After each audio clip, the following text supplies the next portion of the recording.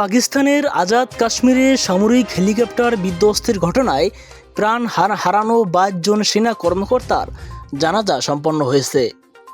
বৃহস্পতিবার 12 জুন মুজাফফরবাদে নিহতদের শেষ বিদায়ে এই অনুষ্ঠানটি অনুষ্ঠিত হয়।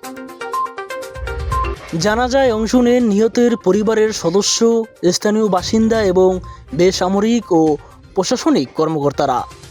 এছাড়া শোকাতুর এই বিদায় লগ্নে পাকিস্তান সামরিক বাহিনীর ঊর্ধ্বতন কর্মকর্তারা উপস্থিত হয়ে নিহত সেনাদের প্রতি বিশেষ সামরিক সম্মাননা ও শ্রদ্ধা জ্ঞাপন করেন। এর আগে গত বুধবার 11 জুন পাকিস্তানের মুজাফফরবাদ এলাকায় উড্ডয়নের পরপরই পাকিস্তান সেনাবাহিনীর একটি MI-17 হেলিকপ্টার ভয়াবহ দুর্ঘটনার মুখে পড়ে। আঘাতযানটি বিধ্বস্ত হওয়ার সাথে সাথেই ভেতরে থাকা 22 জন আরোহীর সবাই প্রাণ হারান।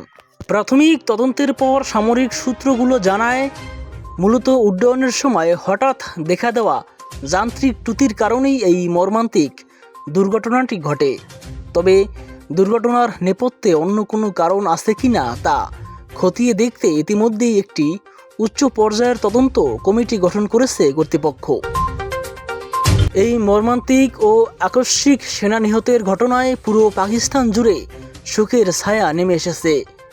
ঘটনার পরপরই গভীর শোক ও দুঃখ প্রকাশ করছেন পাকিস্তানের প্রেসিডেন্ট, প্রধানমন্ত্রী এবং দেশটির প্রতিরক্ষা প্রধানসহ শীর্ষ রাজনৈতিক নেতৃবৃন্দ।